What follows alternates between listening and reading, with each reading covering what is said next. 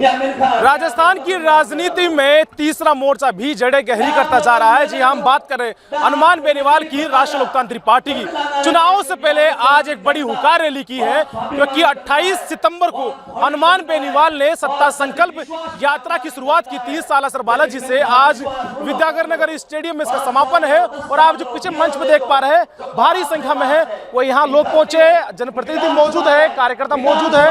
और साथ ही आज एक बड़ी बात यह है कि हनुमान बेनीवाल ने आजाद समाजवादी पार्टी के राष्ट्रीय अध्यक्ष चंद्रशेखर आजाद से गठबंधन किया और 200 विधानसभा सीटों पर अपने प्रत्याशी उतारेंगे। पर आज हनुमान बेनीवाल ने सत्ता संकल्प महासभा का आज अंतिम छोर है और विद्याधर नगर स्टेडियम में एक बड़ी हुंकार भरी है।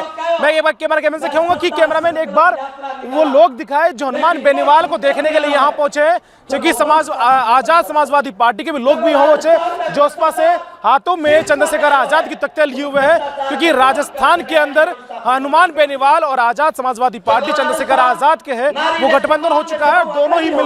दोनों ही मिलकर ये इस बार के राजस्थान की राजनीति में बड़ा असर डालेंगे, क्योंकि आज विद्याधर नगर स्टेडियम में बड़ी हुंकार रैली है। आपको बता दें आज इसका 5वां स्थापना दिवस भी है और 5वां स्थापना दिवस पर एक बड़ी हुंकार रैली भी है।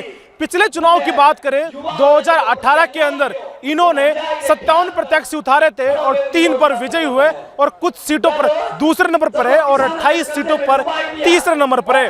आज फिर हनुमान बेनीवाल ने बड़ी हुंकार भरी है और विद्याधर नगर स्टेडियम में बड़ा एक कार्यक्रम किया है, जहां पूरे प्रदेश भर से लोग यहां पहुंचे हैं, क्योंकि आज अब थोड़ी देर के अंदर हनुमान बेनीवाल यहां पहुंचेंगे।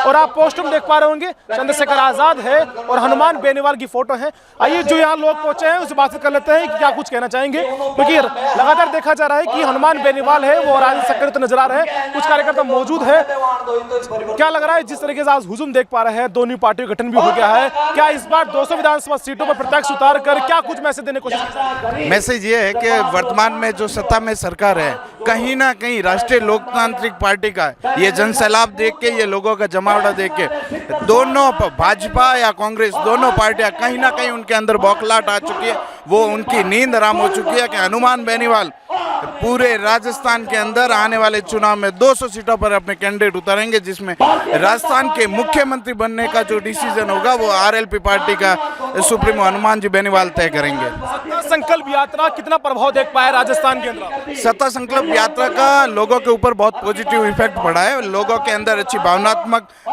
लोग आरएलपी के प्रति अच्छी भावना है, सब लोगों के मन में एक अच्छा इफेक्टिव प्रभाव डाला है। और सत्ता संकल्प यात्रा का जो मेन मोटो था पेपर लीक को लेके, टोल मुक्त राजस्थान को लेके, किसानों की आवाज को लेके, युवाओं को रोजगार, बेरोजगार लोगों को रोजगार देने की जो सारी मोनोपोली थी वो एक राजस्थान के युवाओं को नहीं अभी तो पूरे कांग्रेस को है ना आगे लाने की बात करती। इस सत्ता संकल्प यात्रा के अंदर बेरोजगार, भ्रष्टाचार और महिलाओं पर हो रहे अत्याचार को लेकर बड़ा मुद्दा बनाया गया था और ये यात्रा कहीं ना कहीं सफल भी साबित हुई। आज इस यात्रा का अंतिम दिन है और कितनी भीड़ या सैलाब भी उमड़ा है विद्याधर नगर स्टेडियम में, कहीं ना कहीं ये बयां कर रहा है कि हनुमान बेनीवाल की प्रति है वो कार्यकर्ता का रुझान लगातार देखा जा रहा है। राजधानी जयपुर के विद्याधर नगर स्टेडियम में आज आरएलपी का सत्ता संकल्प यात्रा का समापन है। इसे समापन नहीं के आज से ही आरएलपी का आगाज हो चुका है, इसे महारैली के, क्योंकि आज पूरे प्रदेश भर से सैकड़ों की संख्या में आरएलपी कार्यकर्ता और साथ ही आजाद समाजवादी पार्टी से जिन्हें गठबंधन हुआ वो सभी ढेरों कार्यकर्ता यहाँ पहुंचे। पर आज आरएलपी पार्टी की जो हुंकार रैली है कुछ कार्यकर्ता मौजूद है, उनसे बातचीत कर लेते हैं। हमारे साथ सीताराम मौजूद है। सर क्या लगता है जहां से आरएलपी की रैली की शुरुआत हुई कितना देख पा रहे प्रभाव आज इसका समापन है?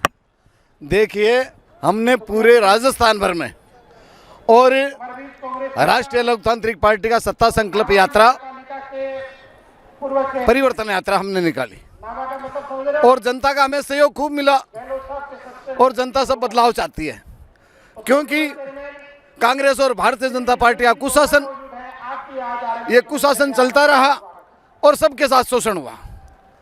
राजस्थान के मसीहा एक ही हनुमान जी बेनीवाल हैं, उन पर आम जनता की भावना टिकी हुई है और एक किरण की आस लगी हुई है कि राष्ट्रीय लोकतांत्रिक पार्टी के सुप्रीमो हनुमान जी बेनीवाल है वो 36 कौम का कल्याण कर सकते हैं।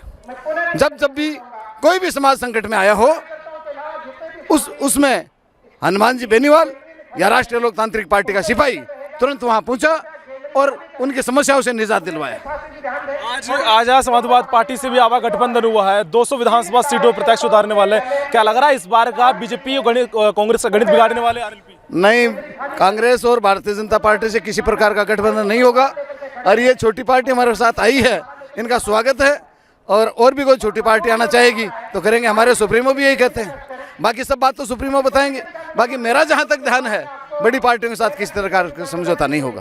क्या इस बार की आरएलपी कांग्रेस बीजेपी गणित बिगाड़ सकती है 200 विधानसभा सीटों पर? ये तो आप देख ही रहे हो, कांग्रेस और भारतीय जनता पार्टी दोनों से त्रस्त है और कांग्रेस और भारतीय जनता पार्टी दोनों तो एक ही हैं, है ना। इधर अशोक जी गहलोत कहते हैं कि वसुंधरा ने मेरी सरकार बचाई और इधर ये वसुंधरा कहती है कि गहलोत जी बड़े अच्छे आदमी हैं।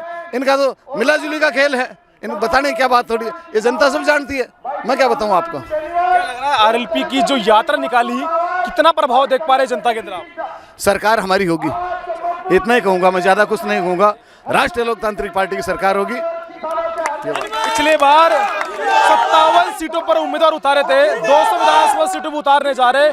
कई सीटें हैं जहां पर की हमारी सीट आने वाली है। आपने साफ तौर पे कहा कि सरकार बनने वाली है, तो सरकार कितने सीटों पर बनने वाली है? देखिए मैं आपको बात बताऊं, मैं सुजानगढ़ से उपचुनाव में भागीदारी निभाई थी। उस समय उपचुनाव थे और उपचुनाव में तो कांग्रेस की सरकार थी और उस समय 30-30 मंत्री, 50-50 एमएलए ऐसे घूम रहे थे जैसे गलियों में हवारा सांड घूमते हैं। उस समय भी और मजबूती से हमने चुनाव लड़ा और 35,000 वोट भी हमारे आए। और अब की बार जनता का रुझान है, राष्ट्रीय लोकतांत्रिक पार्टी की 100 से ऊपर सीट आ जाएगी। क्या लगता है इस बार के चुनाव में बीजेपी कह रही है कि हम सत्ता में आने वाले, कांग्रेस कह रही है कि हम रिवाज बदलने वाले? वो तो समय बताएगा। सत्ता में राष्ट्रीय लोकतांत्रिक पार्टी आएगी।